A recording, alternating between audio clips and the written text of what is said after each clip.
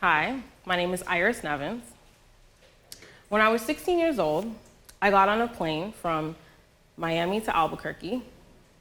I then took a bus for 2.5 hours to rural northern New Mexico. I had just received a merit-based scholarship to attend a boarding school called the Arm & Hammer United World College. The mission of this school is to unite people, nations, and cultures for peace and a sustainable future. There are 18 schools on 4 different continents, and every year these schools take kids from around the world who speak different languages, have different cultural backgrounds, different religions, and they plop them down, usually in a rural area, where they're forced to face their differences 24/7 for 2 years. The goal is that these kids will one day become some of the world's most important leaders, and that their cultural competence and their compassion will help the world to avoid the kinds of cultural and national divides that led to World War II. You might be thinking, well, this is a really ambitious project, and it is. It was actually a really profound, impactful, eye-opening, challenging, and transformative experience for me and my classmates. Conflict on campus was very normal. We used to argue regularly about everything from politics to wars in the Middle East and religion. We argued about Israel and Palestine.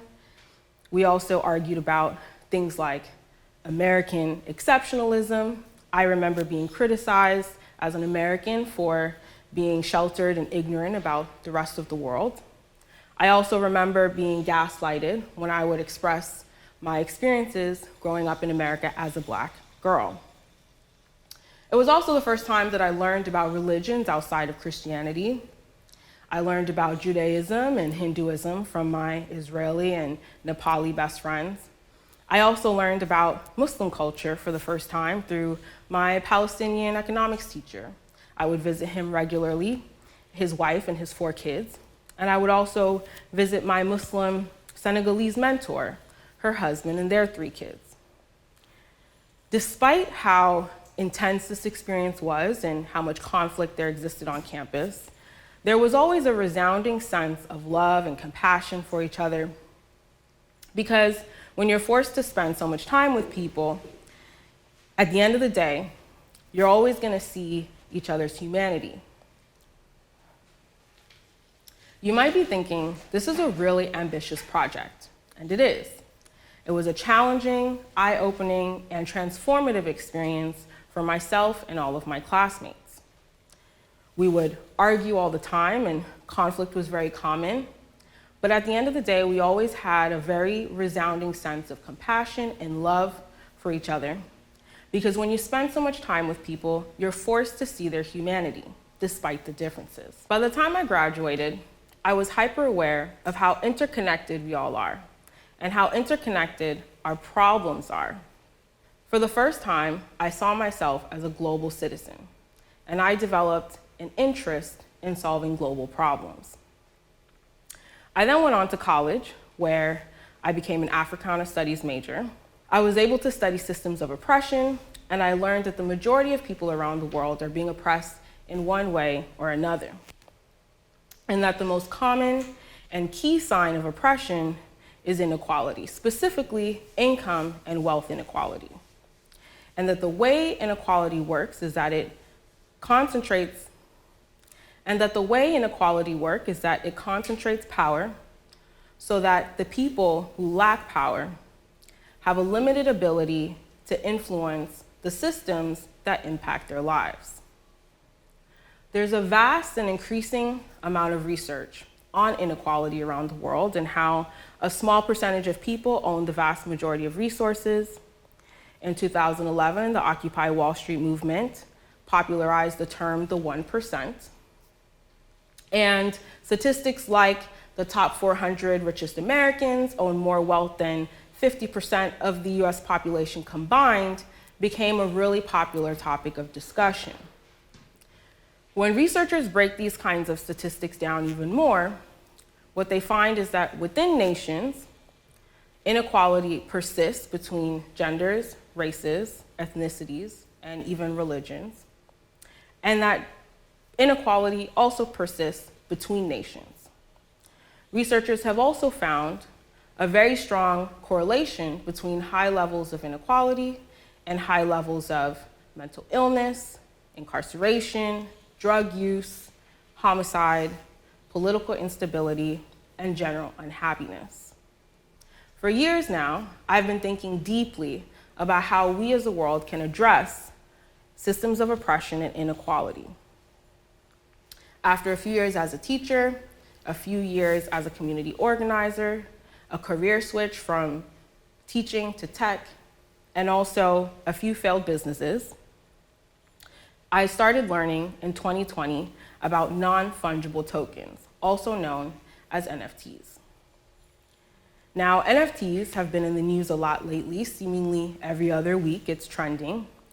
But the majority of people that I speak to say that they still don't really understand what it is or why it even matters. Well, non-fungible simply means unique, and token simply means digital asset. So non-fungible token means unique digital asset. There's three things I want you to remember about NFTs. One, both physical and intellectual property can be tied to an NFT. Intellectual property refers to creations of the mind, such as inventions, literary and artistic works, symbols, images, names, and even designs. Two, anyone can take physical or intellectual property, tie it to an NFT, and sell it online. It's a lot harder to do this for physical property, but it is possible. Three, NFTs are smart. They have what's called smart contracts inside of them, which is software that executes on customized rules. So for example, one of the most common and popular rules is automated royalties. This is where every time an NFT is sold, the original creator gets a percentage of each sale.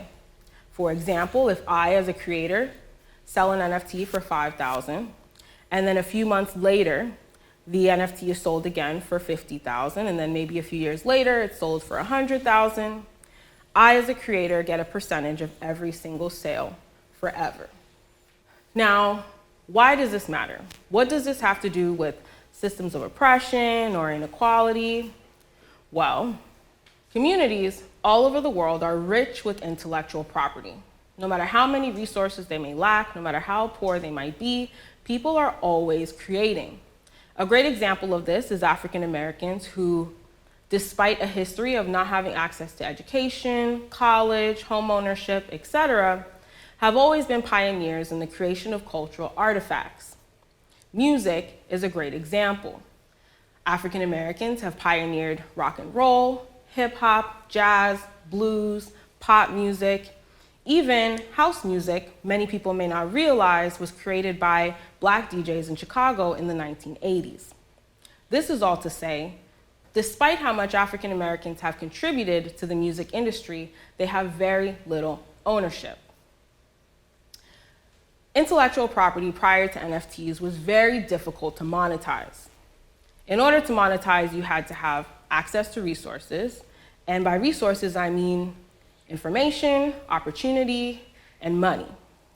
Now, with the advent of NFT technology, cultures around the world and people around the world have an easier time than ever with taking their intellectual property, turning it into a digital asset, and selling it online to people who find it valuable and are able and willing to pay, sometimes even a high price for it. In other words, when communities around the world are able to take their intellectual property and turn it into a digital asset, they're able to earn life-changing income, create wealth, and pass that wealth on to future generations. My favorite example of this is Yatreda, a family collective in Ethiopia that uses photography and video art to capture their beautiful culture, cultural garbs, fashion, hairstyles, and history. To date, Yatreda has created over 30 NFTs, and these NFTs are worth over $500,000. Now we get into the four groups that make this whole industry work. First is marketplaces. Marketplaces provide the platform for artists to upload their intellectual property, sell it as an NFT. These marketplaces will track transactions and trades, and they also sometimes provide tools for artists to customize the smart contracts. Second is the creators. They are the ones that supply the market with NFTs. They innovate by bringing in different types and new types of intellectual property to the market. And third is collectors. Collectors determine what's valuable. They scout the markets for what they feel is appealing to them. They set trends, and they ultimately, together with creators, validate the market by generating market activity. Fourth is communities. Communities like mine create the environments, the opportunities, the visibility, the education that people need in order to learn, build relationships, and ultimately thrive in this new, uncharted territory. Fourth is communities.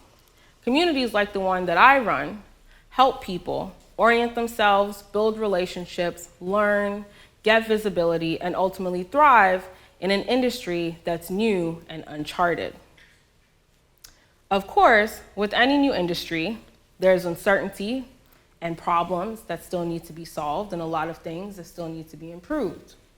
For example, there's uncertainty around government regulations, there's a lot of volatility in the market, and there are bad actors that take advantage of innocent people. You've probably seen in the news a lot of stories about people being scammed, and there's this narrative that NFTs are just a scam, that they're just a Ponzi scheme, and that it's all gonna fall apart one day. But scams are scams, and NFTs are NFTs. Scams exist in every industry, whether it's online banking or real estate or manufacturing, right? As I said, a scam is a scam, and an NFT is an NFT. The truth is that NFTs are a tool that has the potential to be the gateway to an equitable future, a tool that has the potential to level the playing field if the people who mean well are able to disseminate this technology to the communities that need it the most. And also if the people who have the means are willing to find and fund those of us who are disseminating this technology to the communities that need it the most. You might be thinking, well, this is a lot. This is a really ambitious idea, and it might not even work. And it might not. But when I think about people like Kurt Hahn and how he created the first United World College in 1962 in the United Kingdom, and that 60 years later, there's 18 schools on 4 different continents, over 60,000 graduates all over the world doing amazing things in every single industry. And when I think about his story and my experiences up until this point, I am personally convinced that being innovative, being bold, and having really ambitious goals is exactly what the world needs. That story, the story of UWC and Kurt Hahn, as well as my experiences and education up until this point, have me personally convinced that being innovative, being ambitious, overly ambitious, and being bold is exactly what the world needs.